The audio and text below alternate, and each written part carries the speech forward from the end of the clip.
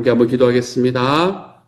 사랑하는 하나님, 주님께서 나의 반석 되시니 제가 그 위에 설 수 있기를 바랍니다.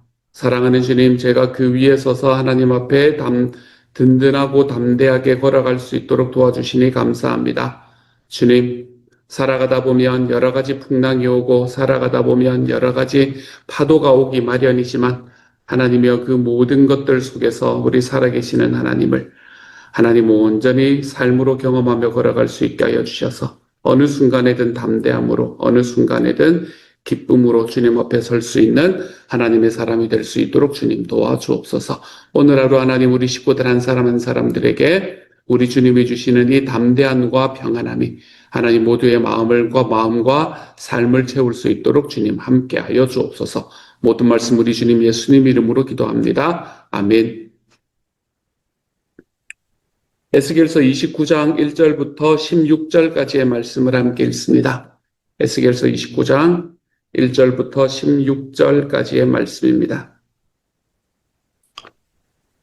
우리 같은 목소리를 함께 읽도록 하겠습니다. 함께 읽지요. 시작. 열째 해 열째 달 열두째 날에 여호와의 말씀이 내게 임하여 이르시되, 인자야, 너는 애굽의 바로 왕과 온 애굽으로 얼굴을 향하고 예언하라. 너는 말하여 이르기를, 주 여호와께서 이같이 말씀하시되, 애굽은 바로 왕이며 내가 너를 대적하노라. 너는 자기의 강들 가운데에 누운 큰 악어라. 스스로 이르기를, 나의 이 강은 내 것이라, 내가 나를 위하여 만들었다 하는도다. 내가 갈고리로 내 아가미를 꿰고 너의 강의 고기가 내 비늘에 붙게 하고 내 비늘에 붙은 강의 모든 고기와 함께 너를 너의 강들 가운데에서 끌어내고 너와 너의 강의 모든 고기를 들에 던지리니, 내가 지면에 떨어지고 다시는 거두거나 모으지 못할 것은 내가 너를 들짐승과 공중의 새의 먹이로 주었음이라. 애굽의 모든 주민이 내가 여호와인 줄을 알리라. 애굽은 본래 이스라엘 족속에게 갈대 지팡이라. 그들이 너를 손으로 잡은즉 내가 부러져서 그들의 모든 어깨를 찢었고, 그들이 너를 의지한즉 내가 부러져서 그들의 모든 허리가 흔들리게 하였느니라. 그러므로 주 여호와께서 이같이 말씀하셨느니라. 내가 칼이 내게 임하게 하여 내게서 사람과 짐승을 끄는즉 애굽 땅이 사막과 황무지가 되리니, 내가 여호와인 줄을 그들이 알리라. 내가 스스로 이르기를, 이 강은 내 것이라, 내가 만들었다 하도다. 그러므로 내가 너와 내 강들을 쳐서 애굽 땅 믹돌에서부터 수에네 곧 구스지경까지 황폐한 황무지 곧 사막이 되게 하리니, 그 가운데로 사람의 발도 지나가지 아니하며 짐승의 발도 지나가지 아니하고 거주하는 사람이 없이 40년이 지날지라. 내가 애굽 땅을 황폐한 나라들 같이 황폐하게 하며 애굽 성읍도 사막이 된 나라들의 성읍같이 40년 동안 황폐하게 하고, 애굽 사람들은 각국 가운데로 흩으며 여러 민족 가운데로 해치리라. 주 여호와께서 이같이 말씀하셨느니라. 40년 끝에 내가 만민 중에 흩은 애굽 사람을 다시 모아내되 애굽의 사로잡힌 자들을 돌이켜 바드로스 땅 곧 그 고국 땅으로 돌아가게 할 것이라. 그들이 거기에서 미약한 나라가 되되 나라 가운데에 지극히 미약한 나라가 되어 다시는 나라들 위에 스스로 높이지 못하리니, 내가 그들을 감하여 다시는 나라들을 다스리지 못하게 할 것임이라. 그들이 다시는 이스라엘 족속의 의지가 되지 못할 것이요, 이스라엘 족속은 돌이켜 그들을 바라보지 아니하므로 그 죄악이 기억되지 아니하리니, 내가 여호와인 줄을 그들이 알리라 하셨다 하라. 아멘. 두로에 관한 이야기가 좀 길게 이어졌습니다. 두로에 관한 심판의 메시지가 좀 길게 이어지다가 그리고 오늘 이제 29장에 들어오면서 이집트에 관한 심판에 관한 이야기로 바뀌게 되는 것을 보게 됩니다. 이 에스겔의 특징 중에 하나는 자기가 받았던 그 이제 신탁을 받았던 하나님께 그 메시지를 받았던 그날을 이렇게 적어둔다는 겁니다. 한 번씩 이렇게 탁탁 적히는 때가 있어요. 열째 해, 열째 달, 열두째 날이다 라고 이야기를 합니다. 여기서 열째 해라는 것은 자기가 그곳에서 사로잡혀서 온 해를 이야기를 하는 겁니다. 이 에스겔이라는 사람이 이 이스라엘에 살다가 유다에 살다가 이제 바벨론으로 이주해 오네. 그날로부터 시작을 해서 10번째 해가 되는 날이다. 그리고 10월 12일이다. 이제 이렇게 이야기를 하고 있는 거죠. 그렇죠? 그래서 주님의 말씀이 다시 에스겔에게 임합니다. 그리고 뭐에 관한 메시지로 나타나나 하면 이집트에 관한 메시지로 나타나죠. 인자야, 인자라는 것은 에스겔을 이야기를 하는 거고요. 너는 애굽의 바로 왕과 온 애굽으로 얼굴을 향하고 예언하라. 이제 이집트에 관해서 하나님께서 메시지를 주시겠다라는 이야기지요. 이 이집트 왕이 가지고 있었던 심판의 이유는 무엇일까? 두로 왕과 거의 비슷합니다. 두로와 비슷해요. 핵심은 뭔가 하면 이집트는 하나님 앞에서 자기가 모든 것의 창조자다라고 이야기할 만큼 모든 것의 주인이다라고 이야기할 만큼 교만한 사람이었다라는 걸 말하고 있습니다. 3절에서 이야기하기를 주 여호와께서 이같이 말씀하시되 애굽의 바로 왕이여 내가 너를 대적하노라. 왜냐하면 너는 자기의 강들 가운데 누운 큰 악어라. 스스로 이르기를 나의 이 강은 내 것이라 내가 나를 위하여 만들었다 하는도다. 이렇게 이야기합니다. 이게 이제 이집트가 하나님 앞에서 심판을 받게 되는 이유가 되는 거죠. 하나님이 참 교만을 싫어하시는구나 이 생각을 다시 한번 해보게 됩니다. 여기서 큰 악어다, 자기의 강들 가운데 누운 큰 악어다라는 이야기, 이 이야기는 이 악어라는 존재는 당시에 그때 시대에 에스겔이 살아가던 구약 시대에는 하나님의 이 창조를 뒤엎어 버리려고 하는 혼돈의 세력 중에 하나를 우리가 악어다라고 이야기를 합니다. 특별히 여러분이 욥기를 바라보시면 베헤못이라는 단어가 나오고 리워야단이라는 단어가 나오지 않습니까? 그렇죠. 그래서 그때 당시에 그리고 리워야단을 우리말로 예전에 번역을 할 때는 악어다라고 번역을 했었단 말이에요. 그리고 베헤못은 하마다 이제 이렇게 번역을 하고 했었거든요. 딱 그 종류는 아닙니다. 하지만 그렇게 번역을 했었단 말이죠. 그렇기 때문에 여기서 악어라고 이야기를 하는 것은 바로 이런 종류, 하나님의 창조의 세계를 뒤집어 엎으려는 그런 세력을 이야기를 하는 거다라고 말합니다. 그것을 이집트의 바로 왕에게 지금 빗대어서 표현을 하고 있네요.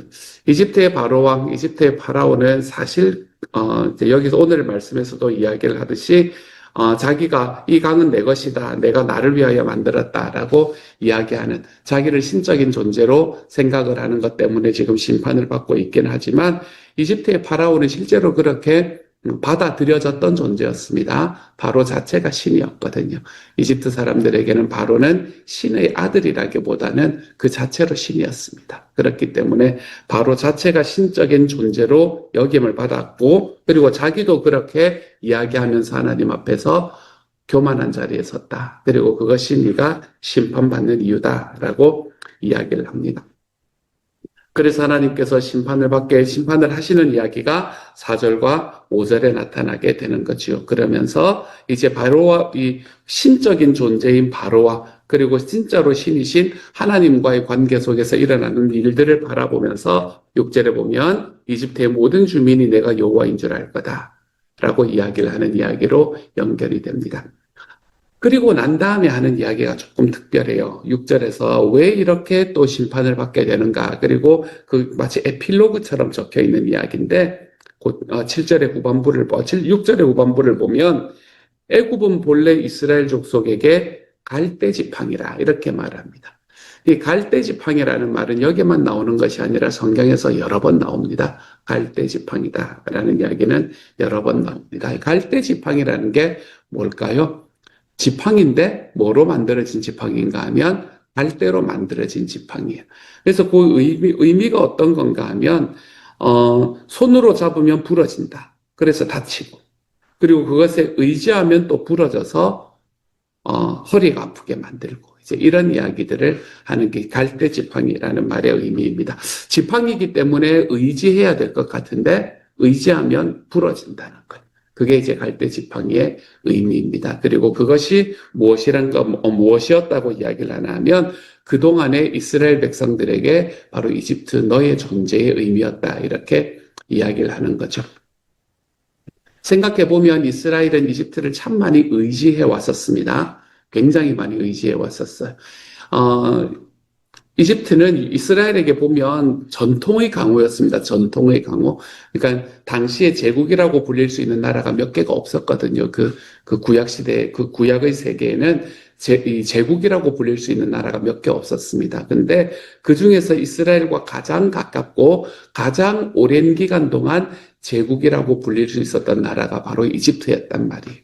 그렇기 때문에 예전에 이스라엘이 처음에 만들어지던 아브라함의 시대 때부터 이 이집트는 이스라엘하고 떨어질 수가 없는 그런 존재가 되어 있었습니다. 가장 가깝고.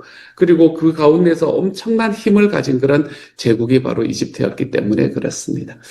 그런데 이제 이집트의 영향력이 어떻게 점점 줄어들기 시작을 하나 하면 저 동쪽 티그리스 유프라테스 강 쪽이거든요. 지금 홍해 쪽에 그쪽에서 제국이 다시 하나 생기기 시작을 하면서 이제 문제들이 생기기 시작을 하는 겁니다. 이집트는 그 지역 자체가 좀 그랬는지 아니면 그들이 가지고 있었던 신앙의 종류 때문에 그랬는지 종교적인 면에 대해서는 굉장히 좀 너그러운 정책을 폈습니다. 이집트는 자기들이 세력을 미치고 있는 나라들의 종교적인 부분에 있어서는 별로 터치를 안 했습니다.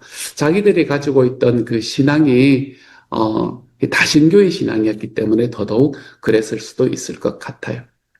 근데 이 동쪽에 있는 나라 있잖아요. 소위 우리가 이야기하는 아수르나 바벨론 같은 나라들 있잖아요. 이런 나라들은 무언가 하면 이 나라 전체를 유니티피케이션, 그러니까 이 중심으로 이렇게 몰아 넣으려는 그런 시도들이 굉장히 강했습니다. 그래서 그냥 그거 해서 이렇게 두고 그 나라에서 그거를 받고 이 조공을 받고 그냥 그 나라를 살려두는 이런 존재가 아니라 가서 정복을 해야 되는 거예요. 가서 정복을 하고 그 나라를 무너뜨리고 멸망시켜야 되는 그런 나라의 존재로 이제 동쪽의 나라들은 그 정책이 이제 그런 정책이었던 거예요. 그래서 이쪽으로 계속해서 손을 뻗칩니다. 그러니까 점점 손을 뻗쳐서 제일 마지막, 서쪽에 제일 마지막에 있던 나라가 사실은 이스라엘과 두로와 블레셋 이런 나라들이었단 말이에요. 바로 지중해 면에 있는 나라 있잖아요. 그렇죠? 그래서 이제 그쪽까지 손을 이렇게 뻗치기 시작을 합니다.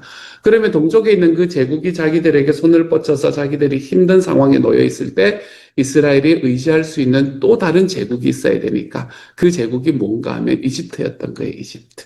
그래서 전통적으로 이스라엘은 침략을 받을 때마다 이집트를 많이 의지했었습니다. 이집트가 이스라엘을 침공했던 일은 사실은 거의 없었거든요. 동쪽에서 침공을 받을 때에 그들은 또 다른 제국인 이집트를 많이 의지해 왔었습니다.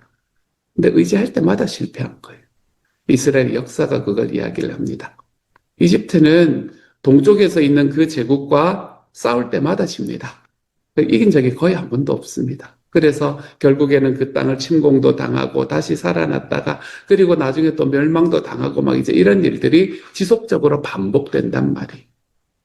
그래서 이스라엘에게 이집트는 어떤 존재였나 하면 힘들 때 기댈 수 있는 지팡이 같은 존재인데 기댈 수 있을 것만 같은 지팡이 같은 존재인데 그런데 기댔더니 무너지던 나라. 기댔더니 부러졌던 나라. 그런 나라가 이집트가 되어 왔던 겁니다. 그 역사에 대해서 오늘은 사실은 이 에스겔이 이야기를 하고 있는 거예요. 그래서 너희는 이스라엘에게 유다에게 갈대 지팡이 같은 존재였다라고 이야기를 하는 거죠. 근데 우리가 돌아놓고 보면 세상에 있는 게 다 이런 것 같아요. 갈대 지팡이인 것 같습니다. 내가 이게 내 삶에 이루어지고 내가 내 삶에서 이걸 소유하게 되면 그러면 이제부터 내 삶에 아무런 문제가 없을 거다라고 생각이 드는 무언가가 내 삶에 다가왔을 때에 우리가 그것에 이렇게 의지하다 보면 결국은 그것이 나에게 악영향을 끼치는 것을 우리의 삶에서 참 자주 보는 것 같습니다. 그게 뭐가 되었든요. 돈이 되었든 자녀가 되었든 나의 삶의 성공이 되었든 우리의 삶에 이것으로 내가 이만하면 됐다라고 생각하며 살아가는 삶은 우리에게 언제나 실망을 주기 마련인 것 같습니다. 왜 그것이 실망을 주는 걸까요? 목사님 그렇게 싸잡아가지고 비판을 하면 안 되죠. 이렇게 이야기하시는 분이 계실지도 모르겠습니다. 하지만 여러분 우리의 삶에 있는 그 어떤 소유도